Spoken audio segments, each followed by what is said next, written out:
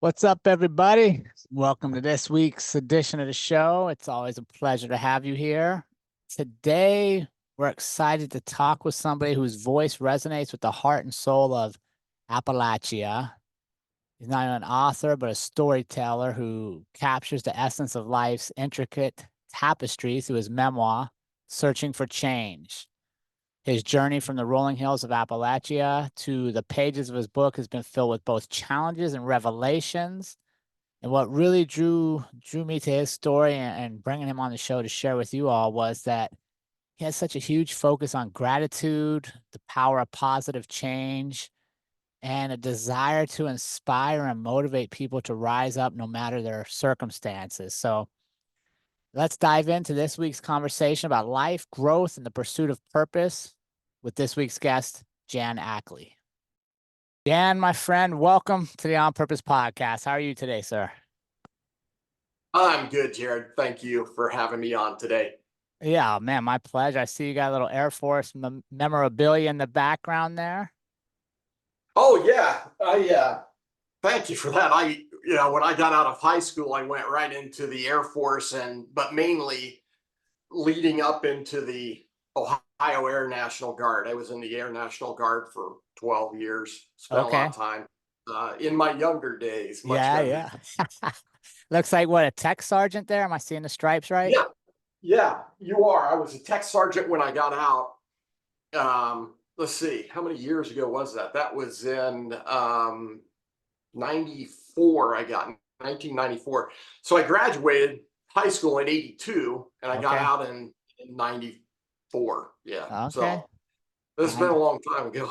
Yeah. Well, our Air Force paths could have crossed because I was in from 92 to 96. Yep. You were at Lackland as I was. Yeah, I did. My tech school was in Lackland too, so I spent almost a good full Oh, year yeah. down there, which I loved San Antonio. Yeah. It gets a little hot, but Man, you know what I really love, Jan, is I loved a good Texas thunderstorm.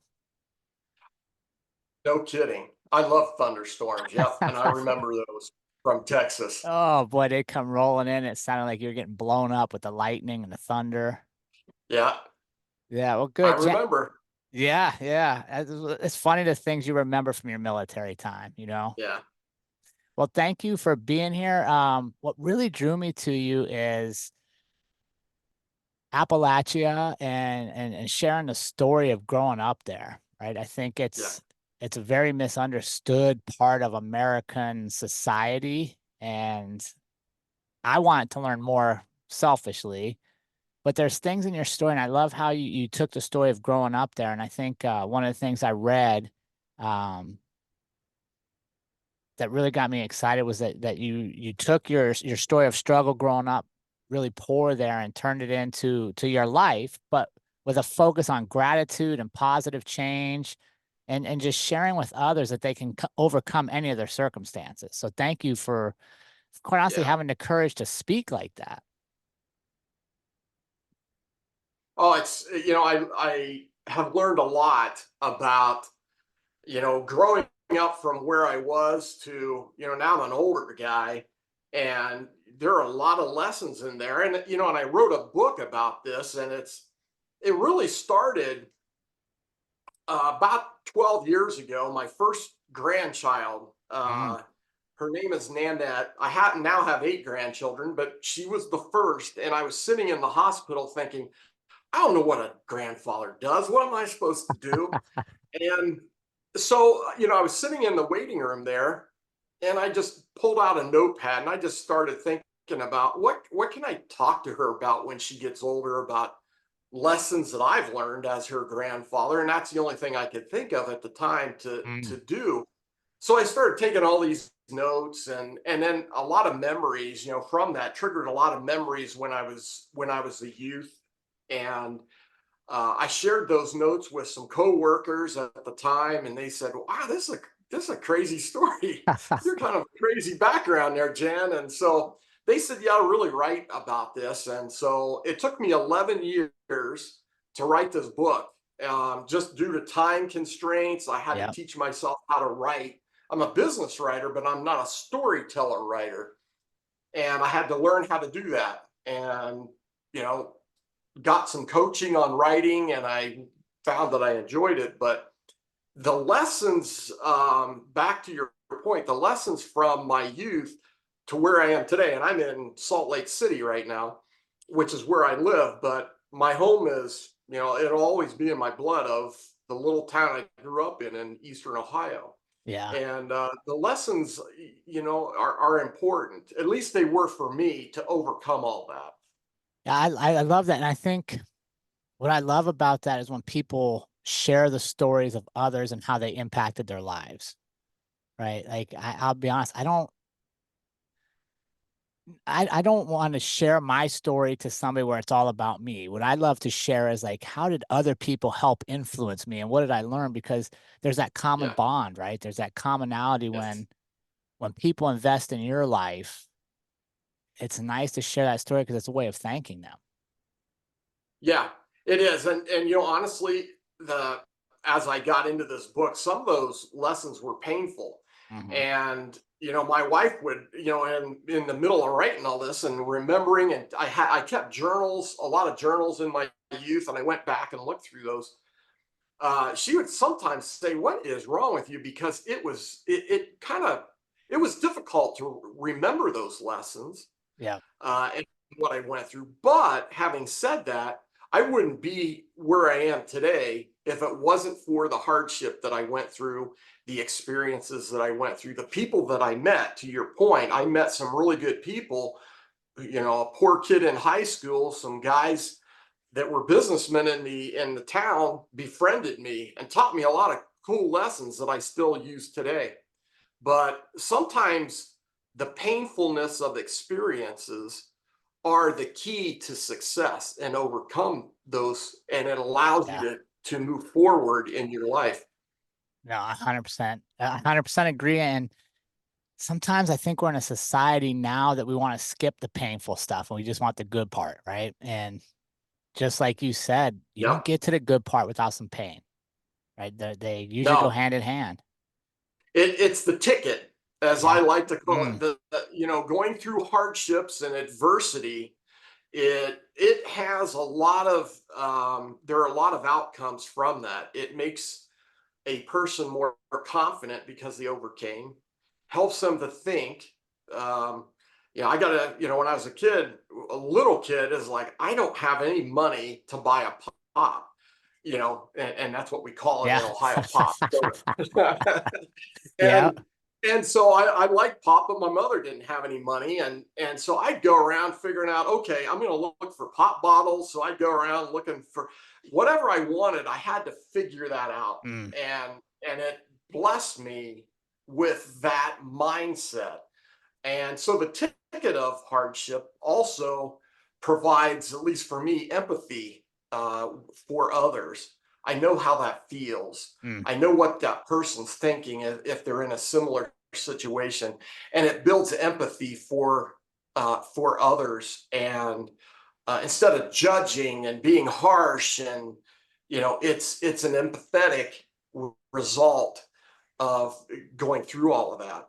Oh man. Yeah, I'd like to explore that a little more here in a second. But before we get too into our Yeah. heavy lifting here, Jan, I gotta warm you up. I like to think we gotta have like a little quick rapid fire warm up just to let the community really know what's going on behind the scenes here. You ready for this? Yeah, let's do it. Let's All do it. right.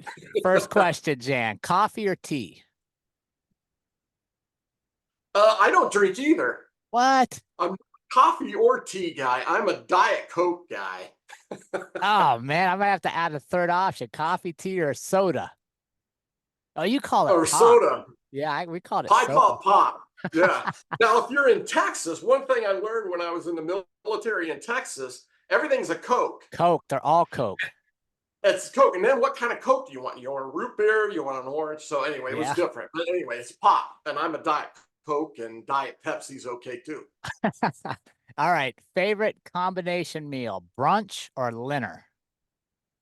Uh, Brunch. All right. What's your favorite part about brunch? Because it usually involves waffles or pancakes Perfect. Perfect. I and love that one. syrup. And syrup. Yeah. You can wash down your Yeah. pancake syrup with Coke, Diet Coke. That's All right. Sunrises or sunsets? sunsets. Why? Um, Sunsets are tend to be much more beautiful. I'm looking to the west out of my window here. I'm up on a mountain, and the sunsets here are magnificent out here in Salt Lake City. So, um, yeah, sometimes I'm tired in the morning and I don't pay attention, but Mm. at night I'm geared into that.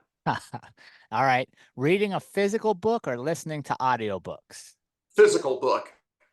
What are you currently reading? I'm just it's just my old self. I Yep. like to read.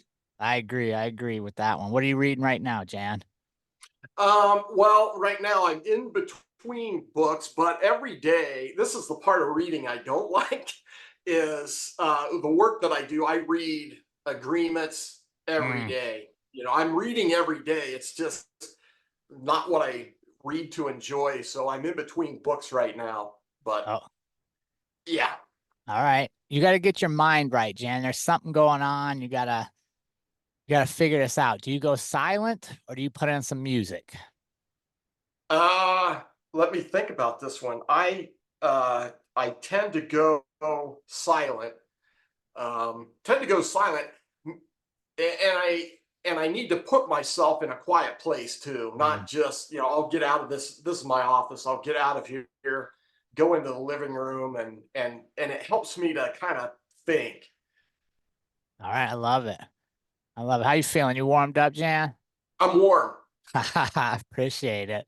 Hey, it's one thing. So one thing I wanted to start with was um the quote that I read somewhere in researching this that you first met good men that taught you important life lessons, began to develop your faith and learned how to overcome hardship. Talk to me Yeah, about talk to me about meeting those men and like where did they come from and yeah. the lessons. Yeah, and so there are several lessons. One of them is meeting these. There are two guys that I met. I was 17 years old, and I met them from. I started going to a church Mm, up the road from where I lived, and just started going. My mother started to go, and so I started to go to this church, and there were all sorts in the congregation. There were people like me, like my mother, very poor. Then there were middle class and then the wealthier folks. And there were a couple of guys in there, one of which was a wealthy businessman in town. And then another one was a truck driver. mm, So they were the opposite ends of where they were, but they both had a couple of things in common. And that was they had families, they had kids, they loved their wives. And I grew up without a dad around much, and so I remember watching them, and I thought, man, and other men in there, and I thought there are good men out there. And my mother would always tell me when I was young, don't ever trust men. Never trust a mm, man, never trust a man. And I thought it was funny because I would grow up to be one. And she would kind of say, you don't count right. because you're going to be good, but don't trust men. And so I kind of grew up with that mentality. And in the church I was at, there were good men in there, and it was kind of refreshing. Well, the lesson from that was I got a call from this truck driver guy in church, and his name was Larry. Larry called me on the phone one time, and he said, "Hey, would you come and help me? I want to visit some people." And I didn't know Larry very well. I thought he Yeah. was an okay guy, but I thought, well, and this is my brain, my background brain. Do people owe him money and wants me to help him collect or something? I was a little nervous about it all. Right. But he drove up. Finally, I said yes, and he drove up to pick me up in his truck.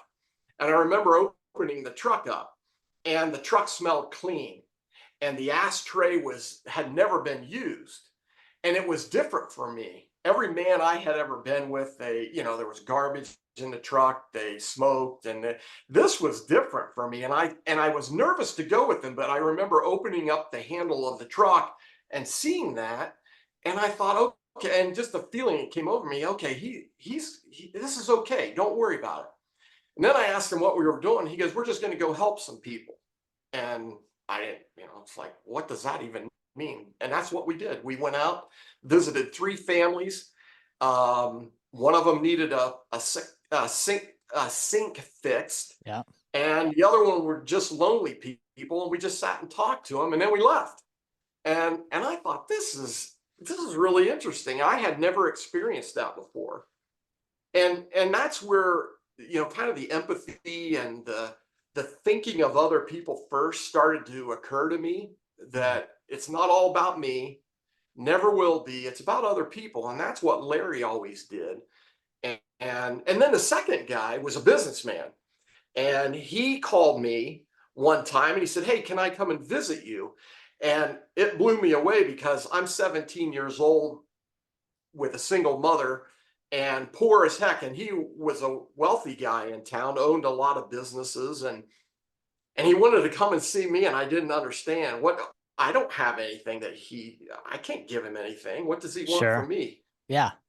So he came in and we sat and we got to know each other. And he kept coming back like every couple weeks, every month or so. And he just wanted to see how I was doing. He asked me, what are your plans? And I'm in like the end of my junior year, beginning of my senior year. He says, what do you want to do? And I had never thought about that. My generation going back, clear generations, like you work in the coal mines or the steel mill, or you do something like that. Yeah. And he's the guy that kind of that turned my brain around, that Jan, you're not limited to your class level. You can do anything Mm. you want if you work hard enough. And so he started to talk to me about that. And there's some other stories with him, but that's how those 2 men affected my life at the time greatly. And I use their wisdom to this day. Yeah. I love that. And I love that they were technically random people, right? Like you had no prior relationship Totally. until they chose. Yeah. No, How it's easy, I think, in hindsight to look back, but do you remember when you were like, okay, I don't need to defend myself against these people? Because especially as teenagers, right? People coming in, wanting our time or telling us what to do. It's easy to be angry or to think you know everything.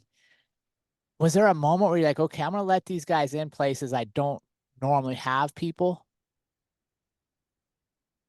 yeah, they were kind men. It was easy. Once I was with them once or twice, I realized that they were men that weren't looking for something for themselves. They were just concerned for this kid that they saw in church, Mm. and they wanted to help me. And it was the mindset again of that's what they were looking for. They were looking for people to help, and they did that as part of their daily life. And so it was, and then I quickly realized, Jerrod, um, that I didn't know much, and I already knew this, but I didn't know much about anything. Yeah. Um, I knew that I was not popular in high school. I had zero confidence, but and I realized the positive thing, I guess, on my own that I knew was that I don't know much, and I got to fix this. I don't know how to fix it, Mm. but I got to fix it because it went back generations, and I didn't like. I was very unhappy. I didn't like how I was living or anything like that. Just poor every day grinding through. And that gave me the mindset of I'm going to listen to others that have what I want. They Mm. have a nice family. How did they do that? They have good careers. What did they do? And I soaked all that up. I just listened to everything that they had to tell me, no matter who it was. I started dating my wife when we were just our senior years in high school, and her dad, who's still alive, became my dad, and he was a Mm. good man, and he would tell me these stories and lessons, and I soaked it up. So the my point is pride, I think, hinders a lot of people from Yeah, growth. for sure. They think they know everything. And that wasn't the case with me. I had to get out of the ditch, and I didn't know how, and there were people wanting to help me, and I'm gonna take their advice. How did your mom handle that with these guys starting to spend so much time with you and influence you? She was okay because she knew them. She met them in church as well, or kind of knew about them. They weren't strange, they weren't the total Sure. strangers. They just didn't know us really well, but she knew them from church and how they operated, just from interacting that way. So she was fine, and she understood. I would tell my mother what, hey, Dave was the businessman. Dave would teach me these lessons, and then I would tell her, and she said, "Oh, I never knew that." I said, "I didn't either," but she knew it was good. Yeah. Yeah, that's good that she was open to learning too, right? And to wanting you to have more in life. Yeah, that's right. And she didn't know, honestly, Yeah. Jerrod. She did not know. Um, she used to tell me, "Hey, Jan, this is our lot in life. This is where we are, and this is where we stay." It was like this Mhm. class level. You got the lower class, middle class, upper class. And in my generation, or my previous generation, my mother, even my father, and before, it's this is who we are, Jan, and you Yeah. got to accept that. And it was only because she didn't know. She Yeah. didn't know anything better than that. And so I had to overcome that too. And she was cheering for me. She just couldn't help me. Right. And do you that's and some of the research I've done about Appalachia and just that culture, that's a very common theme, right? Like people are literally born into families that It think is. like this is what we do. There's really no other way. It's the coal mines, it's the That's right. mills. Um, My I didn't know any of my grandfathers. My mother's father, my maternal grandfather, died in 1929 when she was 2 years old. mm, She didn't have a dad. He died from they. It says in his death certificate it was like double pneumonia, but he spent a lot of times in the coal mines. He had black lung type stuff yeah. back then. And then my other grandfather died in 1938 when my father was 8 years old. He was in a coal mine, and they had a roof cave in, and it killed him instantly. So that's the history. My history is there's very few men in generations that were fathers that lived a long time. I'm the first one. My dad. I knew my dad, but he wasn't around very much, and he died when I was 24. Okay. And so there's not a lot of history of fathers, and fathers are very important. And I had to learn how to do that. And it wasn't easy.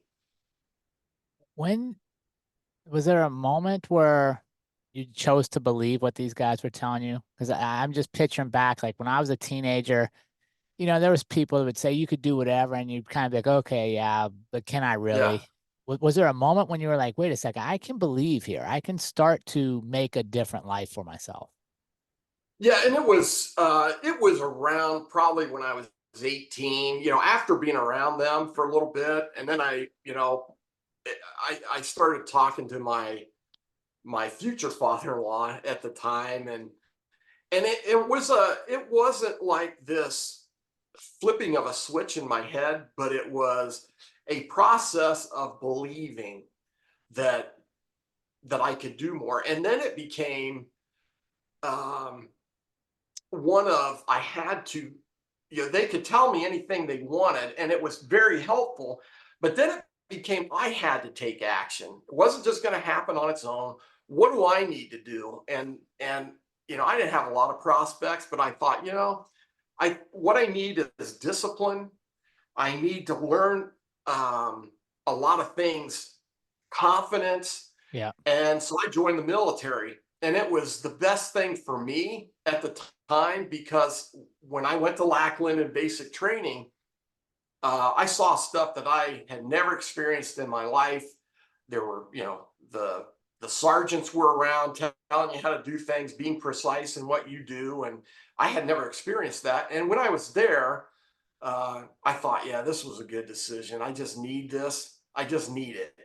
and to learn. So there were specific purposeful Yeah. actions that I took uh, to just get myself launched into a different way of life. And that was the start of it. The start of it was meeting these two guys and Right. then taking some of their advice, and then I had to take action. And the thing that I've learned, Jerrod, is the when you make a decision, and it's going to be, you need to make decisions that are painful, that will stretch you to the point that it hurts. The businessman, David, he told me that one time. He said, if you're not doing something that makes you incredibly uncomfortable, then you're not fulfilling your capacity of what you could Mm. be. So you always have to do something that you're not going to like it. It makes you very uncomfortable, but you know it's a good thing to do. And so I took that and I went into the military Yeah. and did that for 12 years and, went to college. I didn't know diddly about, oh my gosh, I didn't know math. I had to start there's a whole story in my book about this. I went to Ohio State and I got declined to go in. My ACT score was, I don't even know if there's a worse ATC score I've ever heard of. But I had to take, they finally said, okay, go to this branch campus and you have to take seventh grade math. So I had to start junior high math and Mm. go up and talk about uncomfortable. It is incredibly uncomfortable to go to college when nobody has ever gone to college in my family. My brother went and I went, and that's it. And so I stretched and it was painful, but I got through it and I learned a lot from Ohio State. The Ohio State, right? That, The Ohio State. there That's the you go. middle one right there. There you go. Yeah. I just want to, before we move on from this part of the conversation, I want to talk about the importance of men mentoring men Yes. and how, like, I just urge our community out there, if you're a man and you see young men just like yourself, or like in my case, like I put in my book, the men that just stepped into my life that had really nothing to gain by helping me, but they changed my life. Step Yeah. forward. Don't look past that troubled kid that's maybe sitting in the corner, that's maybe excluding themselves because they lack confidence or they don't know there's a different life available. That's probably the most important topic in my book is about men and fathers. Yeah. And there are those kids. I wouldn't have reached out. I wouldn't have reached out because I didn't know. I didn't have confidence to reach out to some of these guys. I didn't have anything to offer.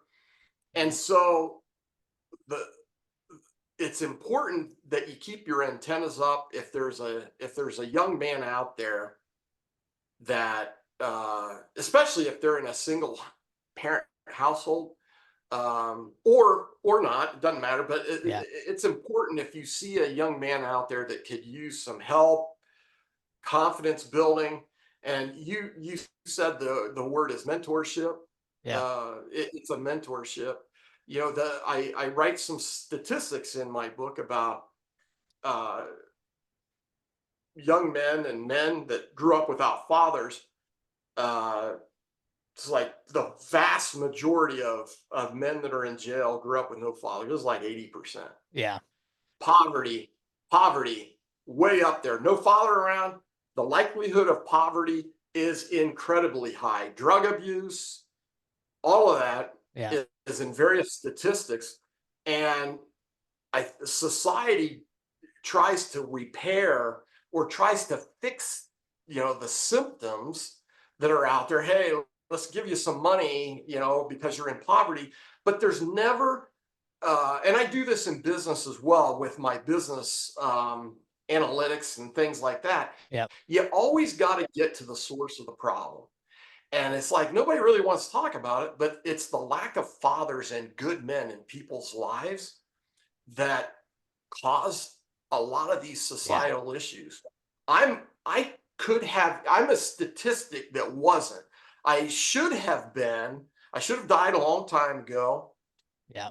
which a lot of these men without fathers, they have shorter lifespan because of drug abuse and crime and things like that.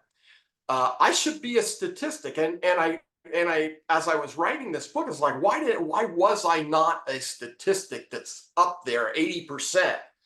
Um, and that's what that book outlines. But it starts with good men to take you under their wing, family men that know how to treat their wives kindly, and they love their family. I was drawn to that. Yeah. I didn't have that, but I was drawn to it because I saw people that were living the life that I didn't know how to get there, but I saw them do it, and they were examples. Yeah. No, I 100%. I 100% agree with that. And what I really liked about that, you sharing that, is that they showed up repeatedly, right? They didn't come once and Yes, expect it to work. Like they knew right. you got to build bonds with kids, and especially in today's Yeah, world, if I push you away, if I'm a teenage male and I push you away, a lot of times I'm testing you to see if you're going to come back because a lot of people have quit on me in my life, right? A lot of people yeah. have just let me slide by instead of investing in me. So it's that test, right? And that's why I always tell people that I meet or that I encourage them to look at their circles. If you're meeting somebody today, there's a reason you met them, Yeah. right? Like it just doesn't It, happen for no reason. it's so true. Larry, the truck driver, he called me and said, "Hey, I want to go help some people." And I said, "No," Yeah, because I didn't know him. I was nervous, right? I was right? 17 years old. I don't know what he wanted. Um, and he called me again, like a couple weeks later. Hey, just checking your schedule. You want to go with me this time? And I said, "No." Yep, for sure. And then he called me a third time. And that's when I went. I said, "Oh, he's never going to stop calling me. So I better just go." And, but it's to your point. Yeah. I know how it feels. I know what it's like to be that young kid. You just don't know. You're afraid. You don't have confidence. You don't know what that guy's going to do. But you allow yourself through the repeated efforts of the person that's reaching out, to give yourself a chance just to get to know him. And that one single move was the best thing that I had happened to me in my life up to that point, was just going on that visit with this guy and seeing what he did. He didn't want anything from me. He Yeah. just wanted me to go with him. And we talked to some elderly people, and hey, and he would say, "Hey, you know, do you need anything here? Do you need me to go get you some groceries? Do you need me to?" He was a big deer hunter too, and he would. These are on subsequent visits, but he would pack this deer meat and he would go hand it out to people that he thought needed some deer meat or food and things like that. And it was like, this is really cool. And I would have never known had I not gone with him. Yeah. No, it's just amazing when we look back at our lives, how it's small decisions and it's small moments that really shape the trajectory of our lives, So true. It's like right? a door hinge. You get a door hinge on a big gate. It seems small at the hinge side, but the gate itself, it opens wide. Mm. And you're exactly right. It's these, and I think about that a lot. I think about, if I hadn't have done that one little thing, what would be my life? What would Yeah. my life be like? Yeah. Um, it's scary to think, honestly, if certain things, small things didn't happen to me, I wouldn't be here. Yeah. And it's scares me to think about all the tiny little things that changed everything.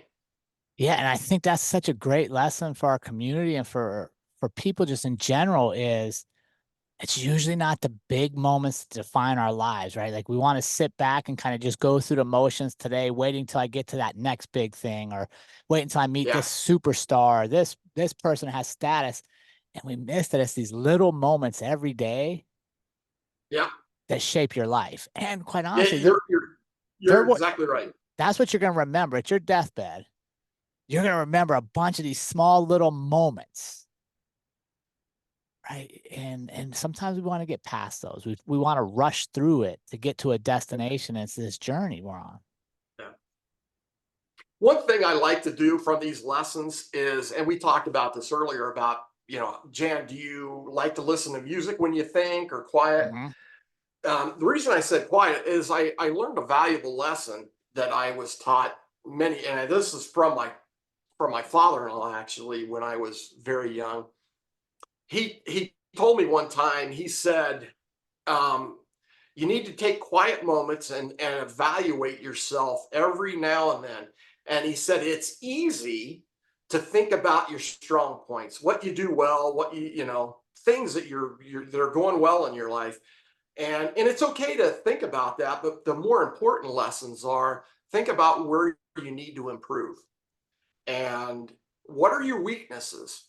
And those little decision moments come out of that where I do this often. I'll sit back and I'll think, okay, what can I improve upon? And it could be a lot of different things, but making these little changes, nothing dramatic, little changes that increase happiness, thinking of others first, make these little changes, and it has a profound impact on your life because you make yourself better. And when you're at your best, you can help people Yeah. and show them the way. And whatever that need is, you can be there because you're at your best.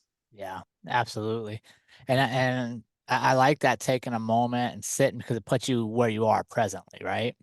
Get you out of this habit we have of looking back so much that we're feeling regretful, or man, I shouldn't have done this. Yeah, I wish. And it keeps us from looking right. too far forward where we're anxious and like, oh man, there's so much. When we're present is where you find your happiness. It is. And it's important to take that time. The world is so noisy. Well, I Yeah. don't know if I could be a youth growing up in today's world. It's so noisy with, everything is online and messages are all over the map. And it's like, how do you sort through this? Well, part of it is you take that time to disconnect everything and you'll listen to your conscience, you think about yourself and how can I be a better person? Mm. And you might be a good person, but there's always something that you can improve upon that it increases your happiness. I was not happy when I was a kid, and I wake up today every day and uh, I feel happy every day, and it's gratitude for a lot of things, even the small things. Yeah. And I think that's awesome, Jan. And I think what I really like about you is you're paying thanks to the people that helped get you here. Right. Yeah, And I think it's much easier for us to be happy when we realize we didn't do it all by ourselves. right. It's You know? never the more you internal look at yourself and say, I did this, and that that is not the source of happiness. There's a lot of people that they wake up in the morning and it's all about them, especially a Sure. lot of youth, actually. It's Yeah. all about them. And I discovered a very long time ago, that the more I thought about others, the happier I became. The less I thought about myself, the happier I Yeah. became. It's about others, and it seems the opposite of the way it should be, but it is so true. You go help somebody. I help my wife or do something for my wife and my kids or the neighbor, and I feel happy about it. It just makes the world of difference in the outlook of life and how you feel inside. Yeah. No, I think you're 100% right. Jan, what would you say is your greatest triumph to date, and what did it teach you about yourself? Oh gosh, that is the biggest triumph. Um, it's maybe how deep you go. It's I would think it's overcoming in a high level sense. It was overcoming the history, Mm. my generational history in life, and it's like being on an old road, this my brain is weird Yeah, I love sometimes, it. but it's like being on an old road and you're going down the road and you see these entrance ramps to the highway, and you're always afraid to take that journey up, and I shouldn't say exit ramp, it's an entrance ramp up the to get on the highway. But I'm used to this road. I know where this road leads.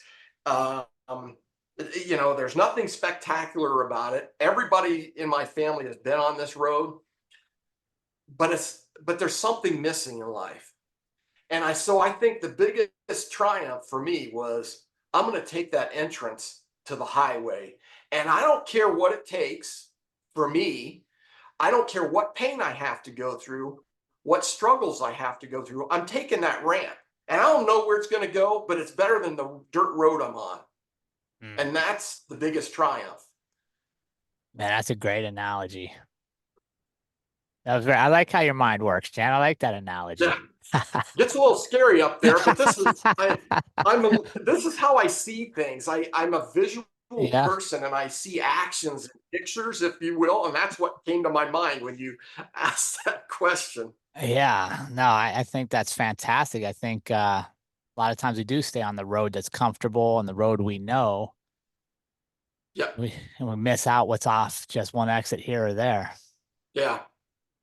What would you say was the biggest thing you learned about yourself through the process of writing and deciding to share this memoir?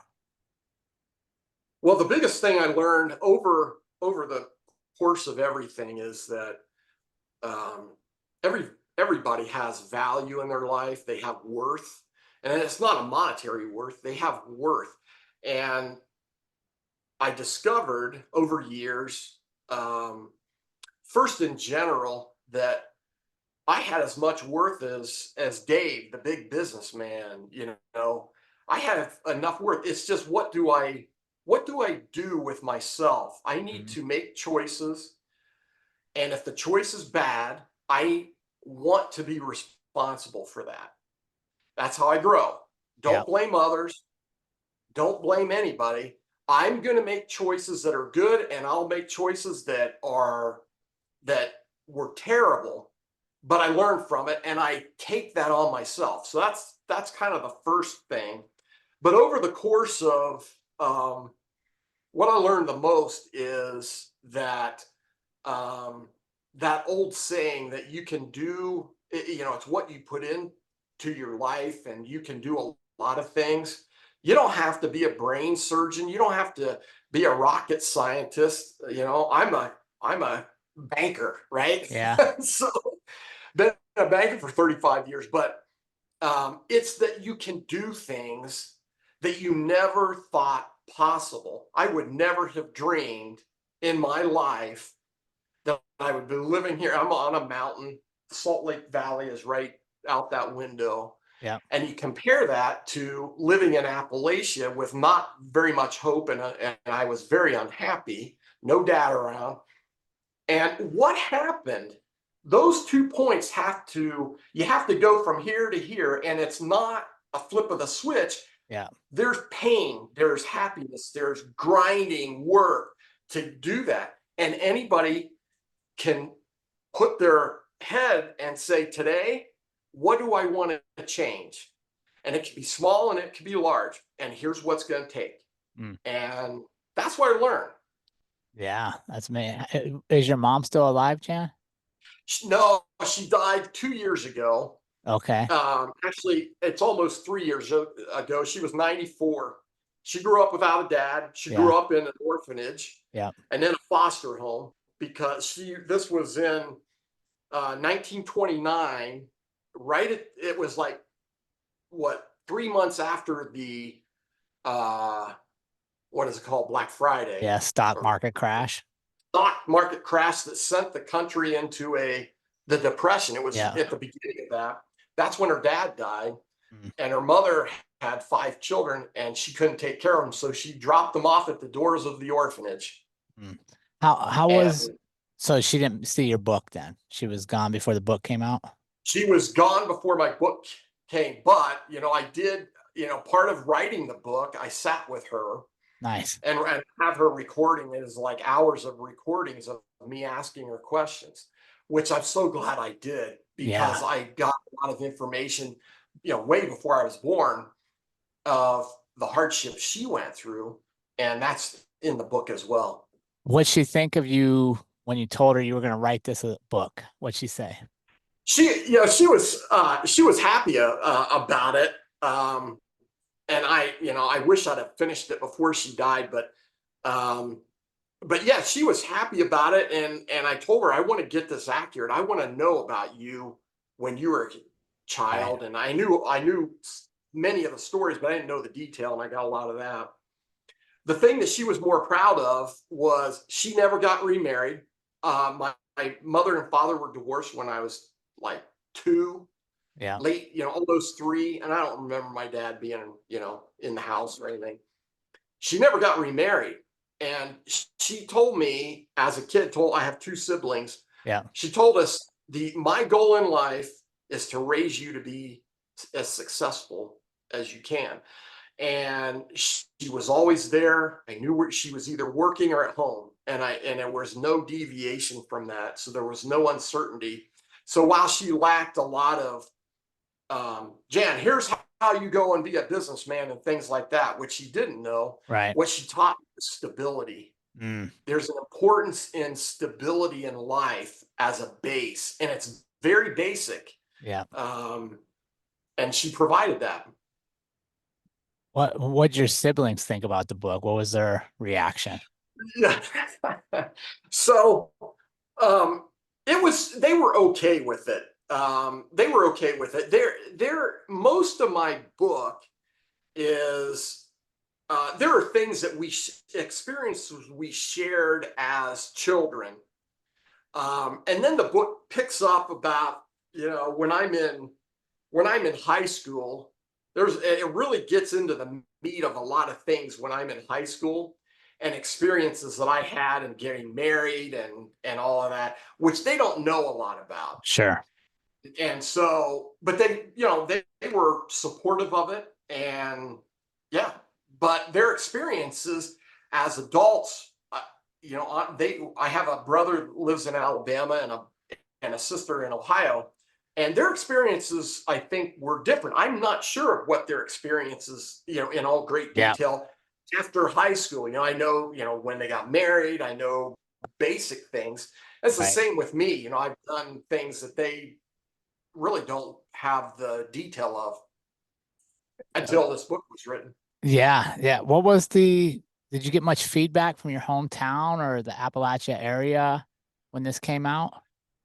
Yeah, it's my book is on Amazon, Yeah. and I've been to a couple of book signings in Ohio. Been on the radio in my little town in Zanesville, Ohio, talking about this, and on Amazon, it's getting good reviews.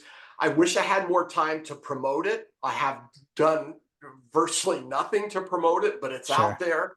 People start talking about it, and I see the orders coming through, and the book gets shipped. And then I did an Audible as well. I hired Yeah. an award-winning, a guy, used to be in California. He's in Salt Lake City now.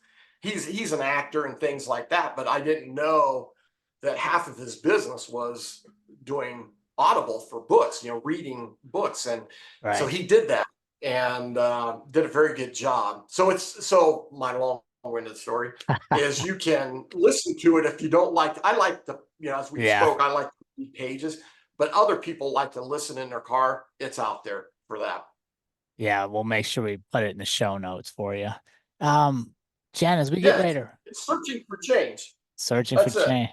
There you go. As we get ready to wrap this up, talk to me about how do you continue to search for change and growth in your life today? Because you're definitely that's been a theme in your life is wanting more for yourself and for your family. So what are you doing today to chase that or to challenge that? Yeah, and Yeah, and searching for change, it's got a couple of meanings. The first was my mother.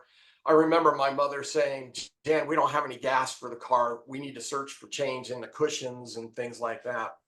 But the real meaning of the book is searching for change in life. Mm. And and so it's an important question you ask. It doesn't stop at a certain age.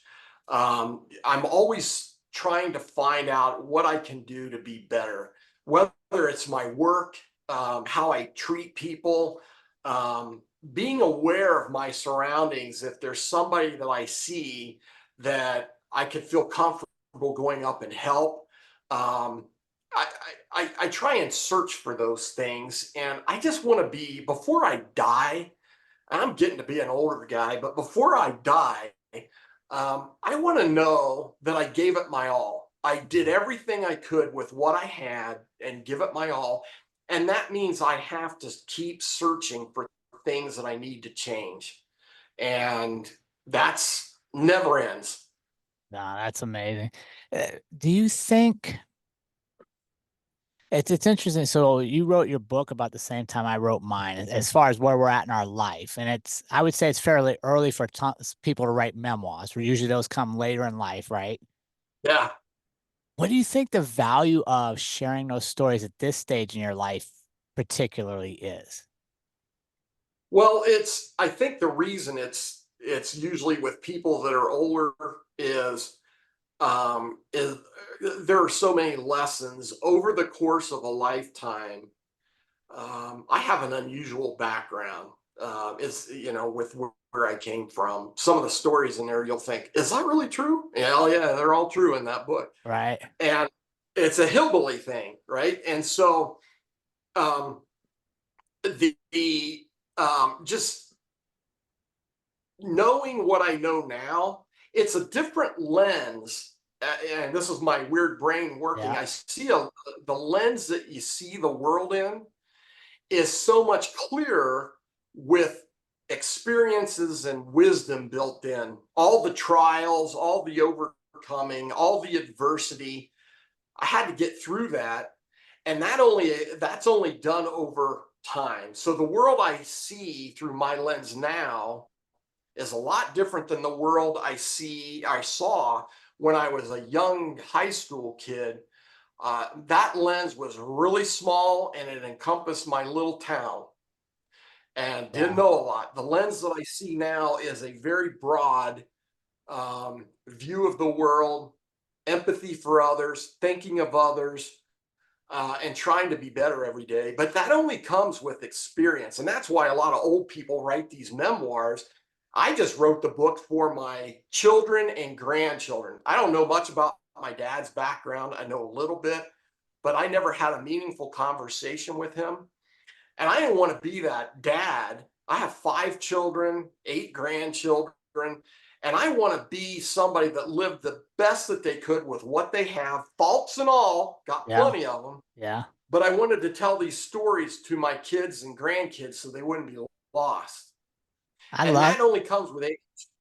Yeah, but I think you're in a sweet spot. And at least that's what I think about my life too, right? Is by sharing these stories now instead of waiting till I'm in my 70s, or by sharing them now, I can Yep. see the impact they create, right? I can also share earlier in my life to everybody that their story too matters. And that you can share your story because somebody out there is going to need to hear your story. Like somebody today wants to hear from Jan. But Yes. the sooner Jan gets confident sharing his story and finding Right. value in the story, the better off we all are. It is true. And this book covers a lot. I was abused as a child by a family friend, so I know what the abuse is. I know what poverty is, and you don't have to go through all that to kind of have an understanding of it. But for me, it just helps me to share these stories, and if Yeah. somebody's in a similar situation, to be there and be empathetic and listen. And I share these stories was very painful to go through and to come up. And I mentioned this before. It took a toll on me emotionally to go back Yeah. and relive all the stuff that I kind of put out of my mind long ago. But it's important that they be that they be out there for others to gain, maybe something little, maybe something big. But that's the reason I wrote the book, mainly for my kids and grandkids. But I had people at work saying, Jan, people need to know about this stuff, especially in today's age. Mm. And so that just comes with a lot of hardship and gray hair or Yeah. gray beard, maybe.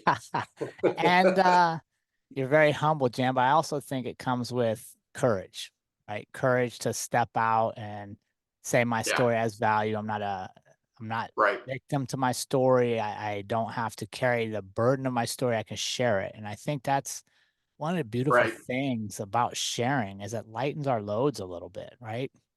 Yeah. And honestly, going through it was painful, but when the book was written, and I just felt this relief that here it is, and if somebody really likes it, great.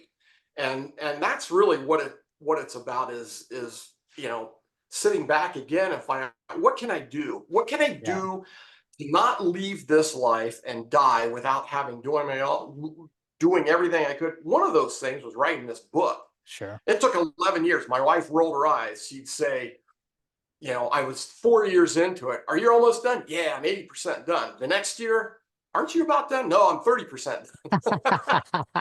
So, but it was a long haul to Yeah. get to the finish of this thing. And I trashed so many versions to make sure it was right. But that's, that's one of the things I wanted to do to get that story out there and then answer questions with people like you, Jerrod. Um, just to share it, and just there are people out there that care. Yep, I love it. Jan, thank you so much for joining us today and for allowing us to share your amazing story with our community. That's so my pleasure, Jerrod. I really enjoyed it. I always like to talk. Thanks so much, Jan.